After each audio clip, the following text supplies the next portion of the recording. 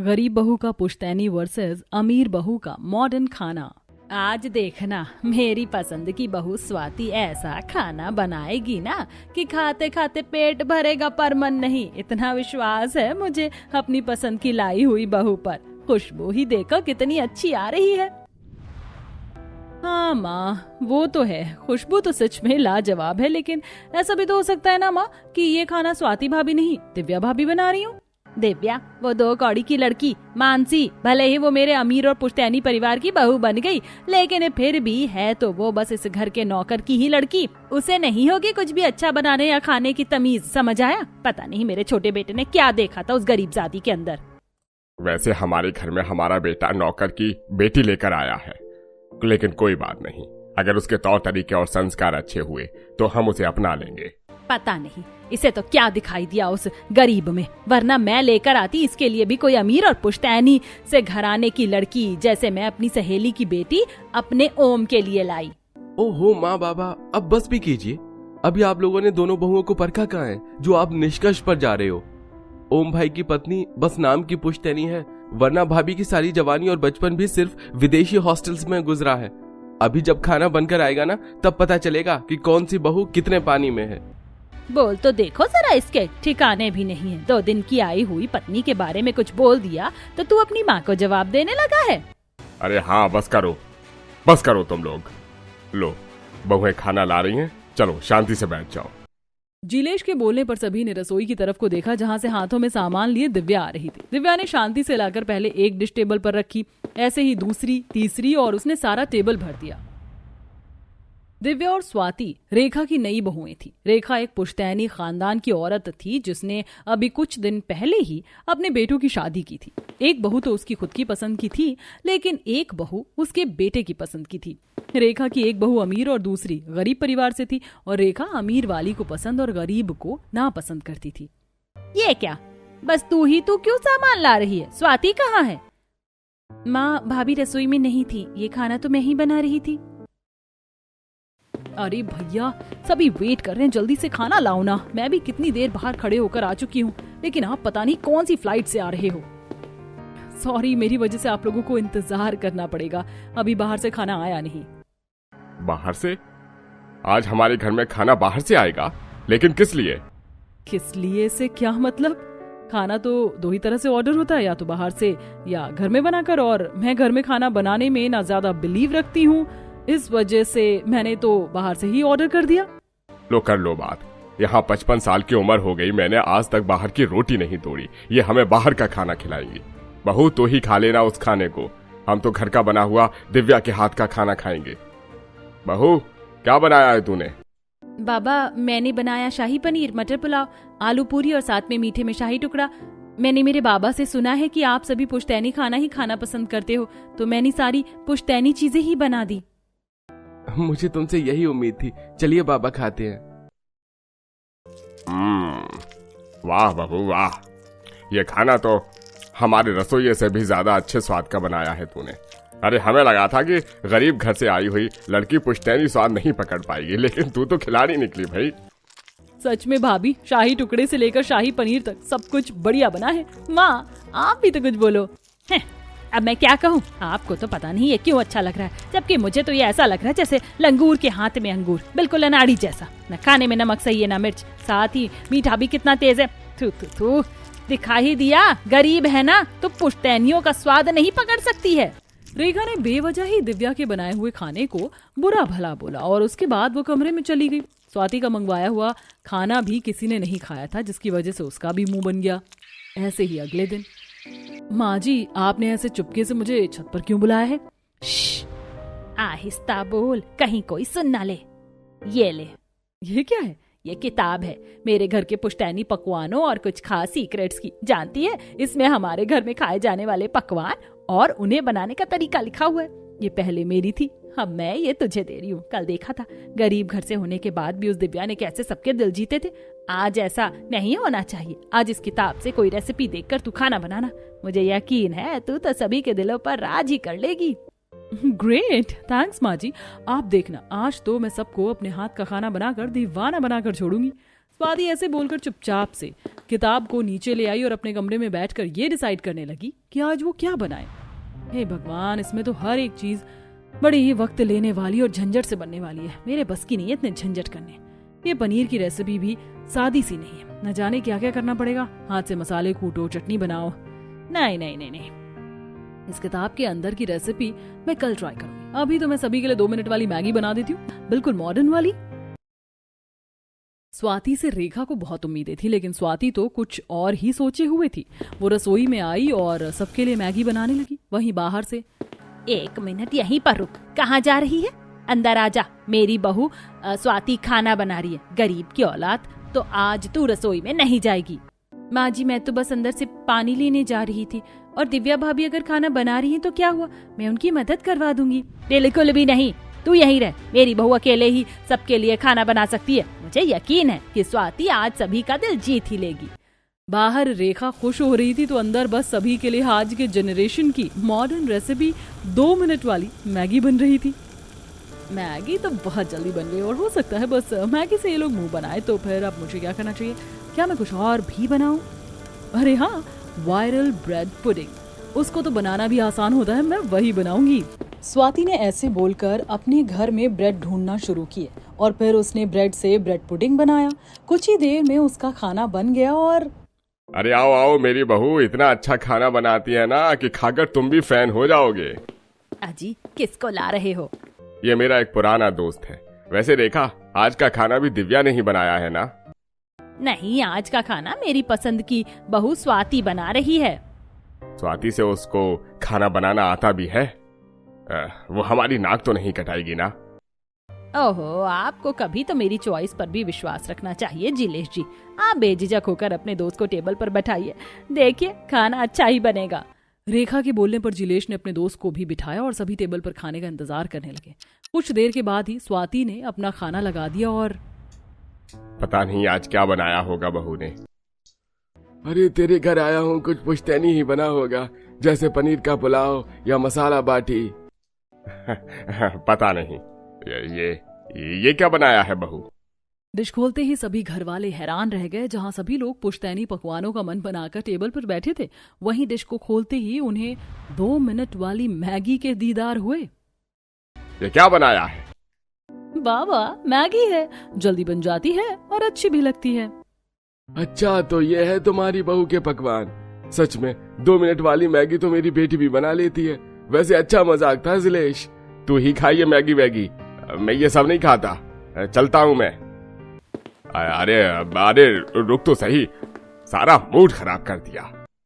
जिलेश भी गुस्से में टेबल से उठ गया और खाना देखकर गुस्सा तो रेखा को भी आ रहा था, लेकिन रेखा ने खुद पर काबू किया और वो स्वाति से बोली, बहू, मैंने तो तुझे खाना बनाने को बोला था, लेकिन ये तूने क्या बना दिया? माँ जी, जो आपने बनाने को बोला था उसमें बहुत झंझट था, इसलिए मैंने ये आसान सी चीज ही बना दी। कोई बात नहीं है, लेकिन बेटा आइंदा ये गलती नहीं होनी चाहिए, नहीं तो तेरे ससुर जी का गुस्सा बहुत ज्यादा खराब है। मैगी भी खाने की ही चीज है और आजकल के मॉडर्न लोग इसे खाते भी हैं, इसीलिए ज्यादा नाक मुंह मत सुकोड़ो और खा लो। रेखा के बोलने पर सभी ने नाक मुंह भींचकर मैगी ही खाई। हालांकि पुश्तैनी परिवार ये सब खाना पसंद नहीं करता था, लेकिन फिर भी उन लोगों ने उसे खा लिया। ऐसे ही दिन गुजर रहे थे। स्वाति को कुछ बनाना नहीं आता था, जबकि दिव्या पुश्तैनी परिवार की पसंद की चीजें ही बनाती थी, लेकिन फिर भी रेखा स्वाति को पसंद और दिव्या को नापसंद ही करती थी। ऐसे ही सिलसिला जारी था और आज के दिन मानसी, रेखा, स्वाति और दिव्या चारों बाजार आई हुई थी। माँ, ऊपर की तो सारी शॉपिंग हो गई है, अब आप बताएं कि खाने में आज क्या बनेगा। आप बोल रही थी ना कि सब्जी भी बाजार से ही लेकर आएंगे। हाँ, बोला तो था मैंने, लेकिन बनाना क्या है? स्वाति बहू, बता तू क्या बनाएगी? माँ जी, मैं हक्का नूडल्स बना दूंगी। वैसे मुझे इंस्टेंट नूडल्स, साथ में एग करी और पिज्जा बर्गर भी बनाने आते हैं। अब आप बताएं कि मैं क्या बनाऊं। बेटा, मैंने इन सभी चीजों को बनाने को नहीं पूछा था। तू जानती नहीं है तेरे ससुर जी इन सब मॉडर्न चीजों के नाम से भी चिढ़ते हैं। माँ जी, मुझे तो यही सब बनाना आता है और ये सारी चीजें इंस्टेंट और आसान भी होती है बनाने में। मैं रसोई में घंटों लगाकर कुछ नहीं बनाऊंगी। बस रहने दो भाभी, जरा जरा से काम में आपकी तो जान ही निकल जाती है। माँ जी, इजाजत हो तो खाना मैं बनाऊं? और तू क्या बनाएगी? मैंने अनिरुद्ध जी से सुना था कि बाबा को भाप की बढ़िया, साथ ही दही भल्ले और कढ़ाई पनीर बेहद पसंद है। और अगर उसके साथ उन्हें शीरमाल मिल जाए तो और भी सोने पे सुहागा होता है। तो अगर इजाजत हो तो मैं यही सब बना दूं। आए हाय, सुनते ही भाभी मुंह में पानी सा आ गया। आप इजाजत क्यों मांग रही हो, बस बना दो ना। तू ये सब बना लेगी तो ठीक है, बना लेना, सामान ले लो जो जो भी चाहिए। रेखा ने दिव्या को खाना बनाने की इजाजत दे दी, जिसको पाकर दिव्या खुश हो गई। उसने बाजार से सारा सामान खरीदा और फिर घर जाकर वो रसोई में खाना बनाने लग गई। वहीं दूसरी तरफ रेखा स्वाति को डांट रही थी। तू तो मेरी सहेली की बेटी है, मेरी सहेली कितनी ज्यादा होनहार थी हर एक चीज में, तो मुझे लगा तू भी उसी पर होगी। लेकिन तुझे तो कुछ करना आता ही नहीं है। तुझे तो मैंने वो खाना बनाने की किताब भी दी थी, फिर उसमें से कुछ भी तूने क्यों नहीं बनाया? उसमें खाना नहीं, बस झंझट लिखे हुए माँ जी, जो झंझट करना मुझे जरा भी पसंद नहीं है। अच्छा, और तेरी इस पसंद नापसंद के चक्कर में घर में सब तुझे नापसंद कर रहे हैं। तुझे पता भी है तुझे छोड़कर उस दिव्या ने सभी के दिलों को जीत कर उन पर अपना रंग जमा दिया। तू रहे ऐसे ही पीछे, पसंद और नापसंद को पकड़े हुए। रेखा की बातें सुनकर स्वाति को काफी गुस्सा आ गया। अब उसे रियलाइज भी हो रहा था कि उसने गलती की है। माँ जी, क्या ये बात सच है कि मेरी इमेज सभी के दिमाग में खराब बन रही है?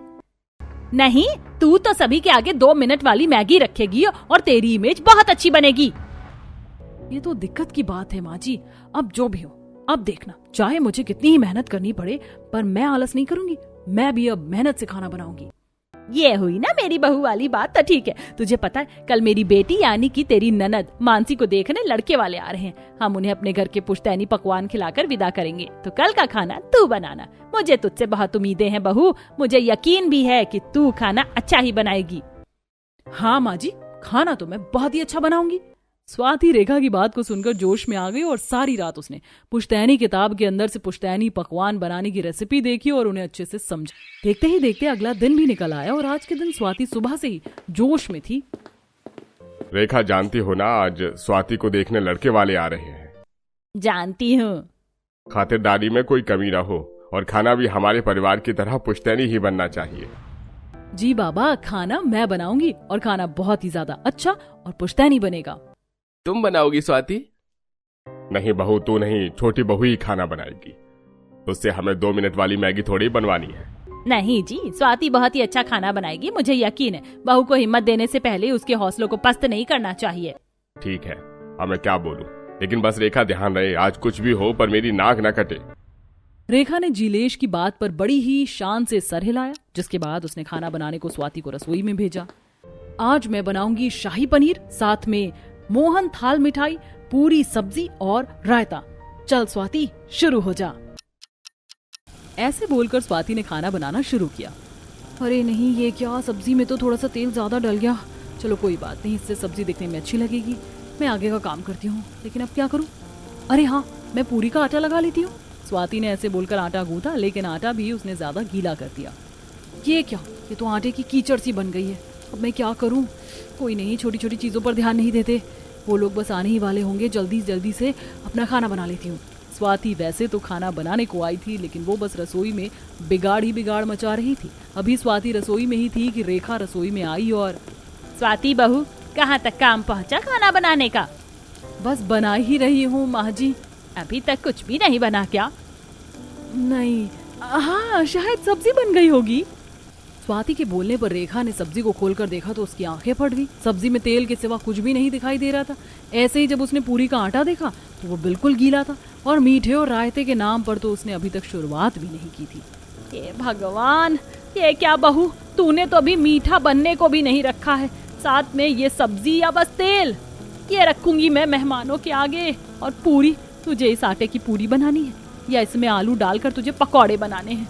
हाय मेरी, क्या मत मारी गई थी जो मैंने तेरे ऊपर भरोसा किया। जिलेश जी तो पहले ही मना कर रहे थे, लेकिन मैं जिद्दी घोड़ी मानी नहीं। अब क्या करूं मैं, बोल। बन तो तू बहुत रही थी कि तू बस आलस की वजह से खाना नहीं बनाती है। मुझे क्या पता था कि तू काला अक्षर भैंस बराबर होगी। माँ जी, आप मुझे डांट रही हो। नहीं, शाबाशी दे रही हूँ। नालायक, डांटू ना तो क्या तुझे अवार्ड दूं? तूने सब सत्यानाश करवा दिया। अब देखना, मेहमानों के सामने हमारी नाक कटेगी और जिलेश जी का तो पता नहीं उनका गुस्सा आज किस हद तक जाएगा। रेखा ऐसे ही स्वाति को डांटने लगी। उसकी आवाजें बाहर भी जा रही थी, जिसकी वजह से दिव्या अंदर आ गई और बोली, माँ जी क्या हुआ, खाना सही नहीं बना है क्या? अगर इजाज़त हो तो क्या मैं कुछ बना दूँ? वैसे भी अभी वो लोग आए नहीं हैं तो अभी हमारे पास मौका है।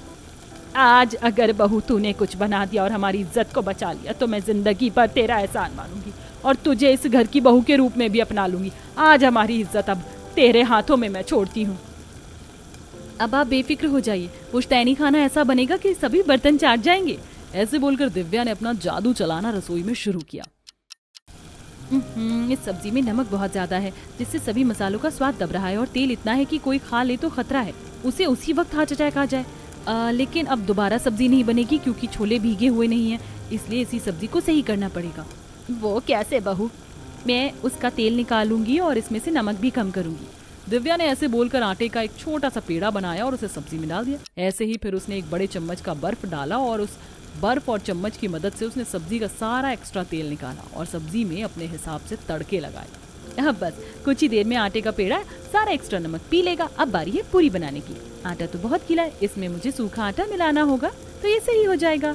दिव्या ने ज्यादा गीले हुए आटे में सूखा आटा मिलाया तो आटा भी नॉर्मल हो गया और जल्दी जल्दी उसने उसकी फूली फूली पूड़ियां बना दी। उसकी ये सारी समझदारियां वहीं खड़ी रेखा और स्वाति आंखें फाड़ कर देख रही थी। कुछ ही देर में दिव्या का सारा खाना बन गया और मेहमान भी आ गए।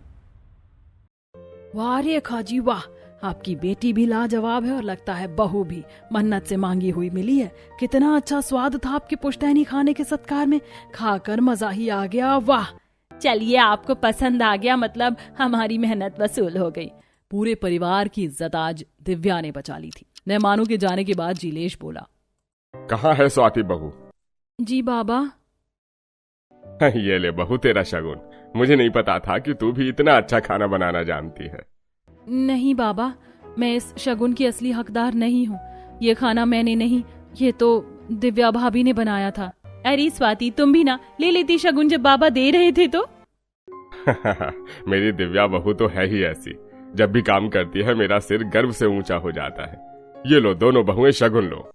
जिलेश जी, आज तक मैं दिव्या को ठुकराती आई हूँ, लेकिन आज के दिन मुझे महसूस हुआ कि दिव्या कैसी लड़की है। मैं आज से दिव्या को अपनी बहू के रूप में अपनाती हूँ। सच में वक्त सभी की सच्चाई को दिखा ही देता है। आज मैं दिव्या के आगे हार गई। मैं अपने बेटे अनिरुद्ध पर आज बहुत गर्व महसूस कर रही हूँ कि उसने पैसे को नहीं देखा, वो एक काबिल लड़की लाया। अपने ऊपर बेशक मुझे थोड़ा गुस्सा आ रहा है कि बहू को नहीं पहचान पाई, लेकिन आज सबके सामने मैं कहती हूँ कि मुझे दिव्या से कोई शिकायत नहीं है। आपकी तरह ही माँ जी, मैंने भी भाभी को काफी बुरा भला बोला, काफी उनकी बेइज्जती भी की, लेकिन अब मुझे भी एहसास हो रहा है कि मैं गलत थी। जो भी मैंने किया वो गलत किया, आपके साथ भी और भाभी के साथ भी। अब से मैं भी पुश्तैनी परिवार के तौर तरीके, खाना पीना और सब कुछ सीखना चाहती हूँ। मैं भी दिव्या भाभी की तरह ही बनना चाहती हूँ। बस कीजिए, आप सभी की बातें सुनकर अब मुझे शर्म आ रही है। दिव्या की बात सुनकर सभी घर वालों को हंसी आ गई। बस फिर क्या था, कुछ इस तरह अब दिव्या को अपना परिवार और वो मान सम्मान मिल चुका था जिसकी वो हकदार थी। दिव्या का आज का दिन उसकी जिंदगी का सबसे अच्छा दिन था। उसे सास ने गले लगाया और फिर कभी दिव्या से किसी ने बुरा सलूक नहीं किया। स्वाति भी अपनी भाभी से सीख रही थी कि घर के काम कैसे किए जाते हैं और अब सब कुछ ठीक हो चुका था।